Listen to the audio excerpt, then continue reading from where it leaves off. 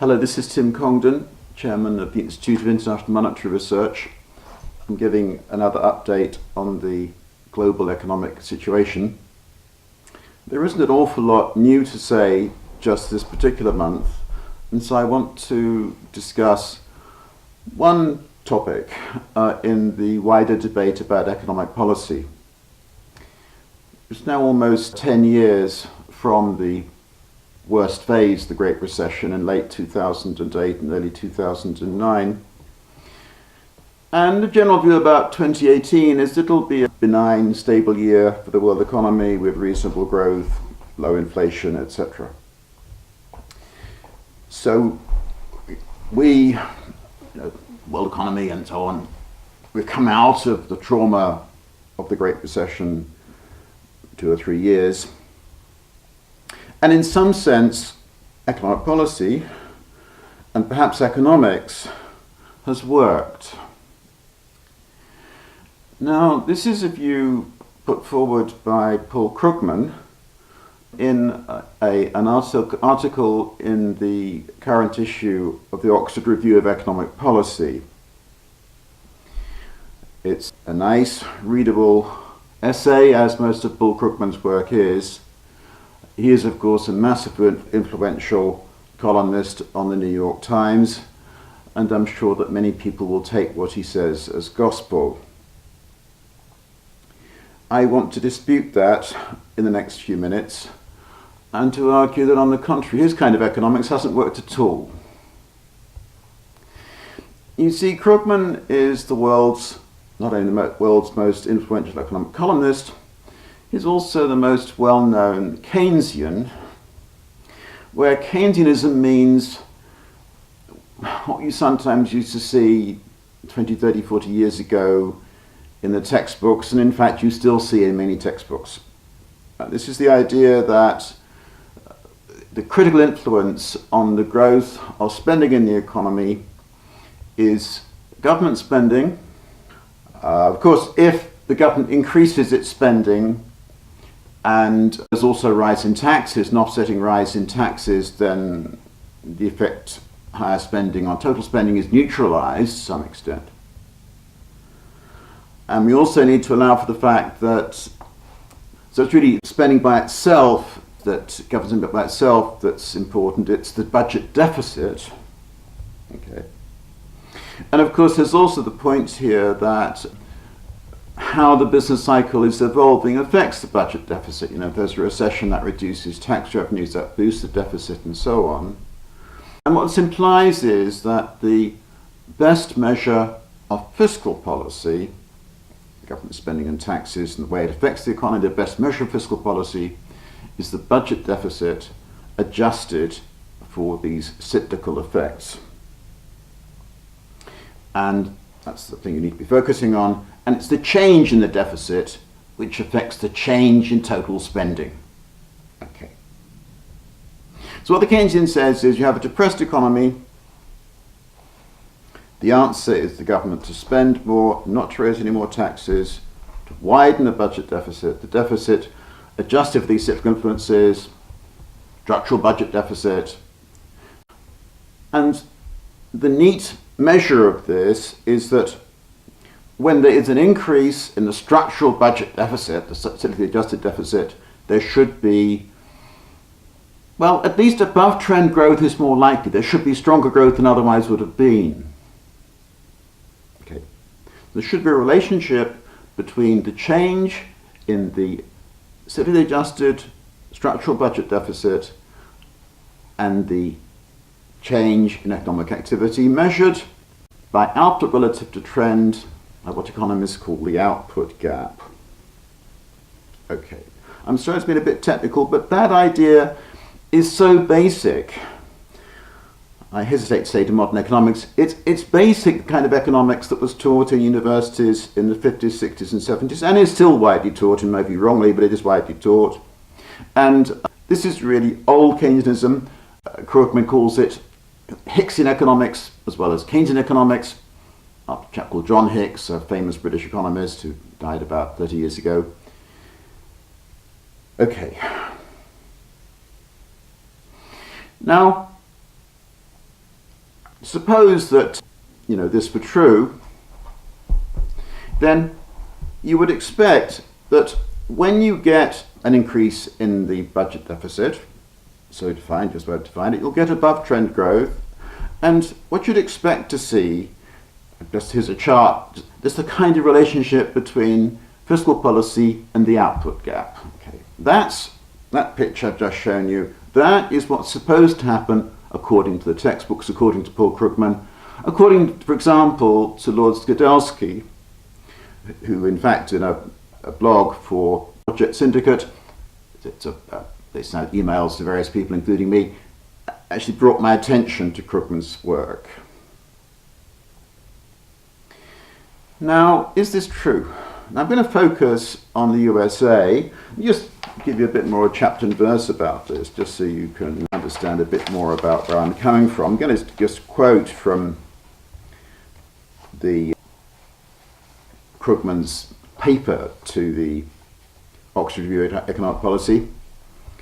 In his view, after we got into the Great Recession, or even during the Great Recession, he says, there wasn't much discretionary fiscal stimulus, but the automatic stabilizers associated with large welfare states, taxes go down, Social Security goes up, and so on, these kicked in. So although fiscal stimulus was modest, peaking at about 2% of GDP in the USA during 2008-2009, governments at least refrained from drastic tightening of fiscal policy, allowing automatic stabilizers to work, and basically old-fashioned fiscal Keynesianism was successful. And Krugman says nothing about the quantity of money or about monetary policy. And according to Lord Skidelsky, again in this blog that he sent out, Krugman made the case for budget deficits in the aftermath of the collapse of 2008. Policies based on Krugman's ideas were implemented and worked remarkably well. Okay. Again, Skidelsky says nothing about money and monetary policy, nothing serious anyway. But what both of these economists then are worried about, or complain about, is that after 2010, fiscal austerity returned. Governments got concerned about these deficits, the rather large deficits, increasing the debt, and so there is a return to policies that would reduce the deficits, that might take government finances into surplus, and they judge that these policies of so-called austerity then led to slower growth than otherwise would have been the case. And by the way, Krugman is quite clear that monetary policy in all of this is more or less irrelevant. What really matters, what he called the liquidity trap, which I'm not going to go through now, is fiscal policy. Okay, so if you were to believe these authorities, because obviously Krugman and Skidelsky are authorities in some sense, certainly in some circles, then what happened during and after the Great Recession was classic fiscal Keynesianism, and it was successful, and economics worked. Okay, let's just check the evidence. We're going to look at the United States. This is a chart. I showed you what should have happened if their theories were right. This is a chart where I've actually got the figures for the change in the budget deficit from the International Monetary Fund. These are not my numbers. And also the change in the output gap, the change in output relative to trend. Sorry, this chart doesn't look at all like the chart I just showed you. All right? You can see early on that line, blue line with the arrows in, was indicating expansion of fiscal policy that actually coincided with the Great Recession. The expansion of fiscal policy did not stop the Great Recession. And then there was, as Skidelsky and Krugman realized and observed, there was a return to policies that reduced the budget deficit, and this coincided with above-trend growth. Okay. Let's look at this a little bit more. Here are the facts, the numbers that actually were contained expressed in that last chart. If you want to see a bit more detail, it's all from the IMF. Those are the numbers that I'm using. And let's just look at this a little bit more closely. You can see here we've got the figures according to the IMF for the change in general government structural balance. That's the budget deficit adjusted for all these fiscal effects. 2007, 2008, 2009, going on into 2010. In those 4 years together, you've got an increase in the deficit of about 6% of GDP. I have no idea where Krugman got that figure of 2%. It's just not the case. There was enormous fiscal stimulus in the Obama administration. In fact, there was fiscal stimulus at the very end of the Bush presidency. It didn't stop the Great Recession. It is true that you can see the worst figure there is actually in 2009 when the output gap widened, worse by 4.6% of US GDP. A better figure in 2010. I'm going to lapse in technicalities now. What was really critical to the recovery in 2010 wasn't the effects of fiscal policy. It's what economists call the change in the inventory cycle, the runoff of stocks by companies as they felt less demand slowed down, and that slowing down of the inventory runoff itself causes a recovery. Okay. So the better number in 2010 doesn't really mean that Keynesian fiscal policy was actually behind the better number in that year. But you can see the expansion of fiscal policy coincided with the worst of the recession. Fiscal policy was expansionary and it failed.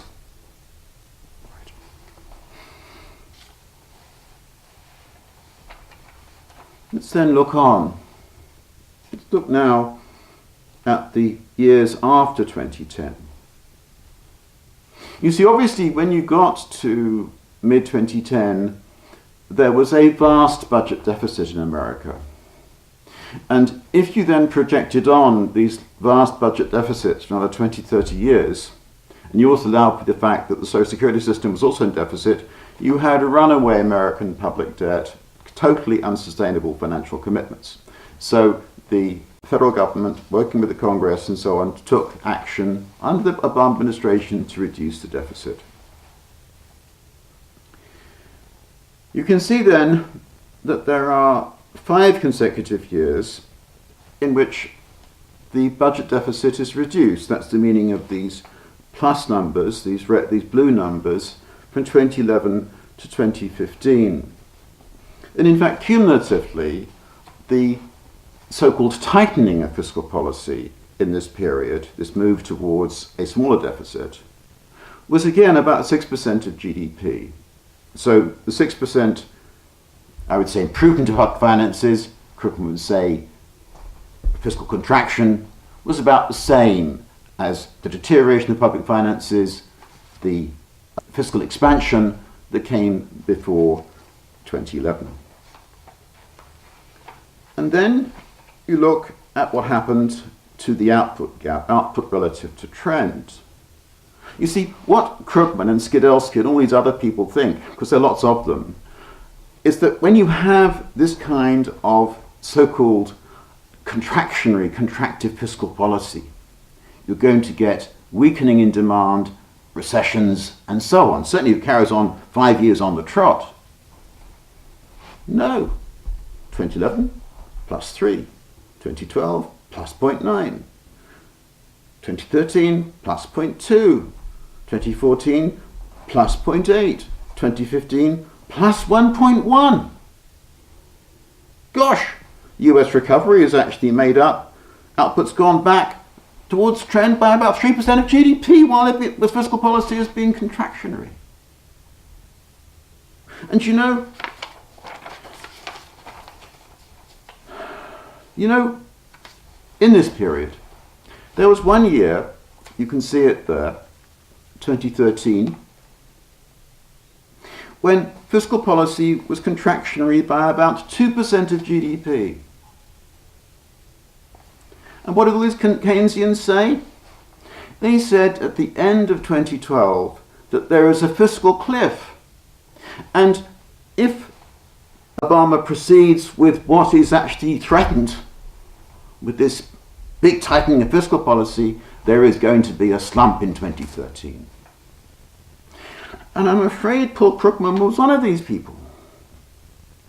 You know, I checked, I got something on Social Europe website. You see, there was a conference in December 2012, which Paul Krugman took the stage to explain why trying to cut the deficit too fast now might launch what he calls an austerity bomb. Okay? That's completely counterproductive in their view, leads to a recession, most of it. And by the way, you know, these poor people like me, we don't understand basic theory, basic economics, and we haven't understood that, you know, when this fiscal policy is tightened like this, it's going to cause a recession. You know, we poor people have got to be told until it finally sinks into us. Look, this is what I said at the end of 2012. I said there wasn't going to be a recession in 2013, and there wasn't one. Look, Paul Krugman is a massive influential economist, and he's wrong.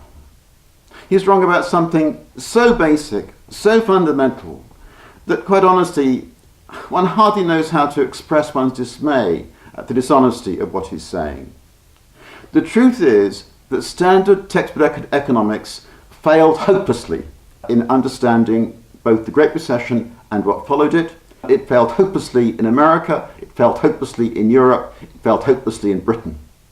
And this has been, in fact, a very clear demonstration for the last decade or so of the importance of monetary policy and the importance of tracking the rate of growth, the quantity of money.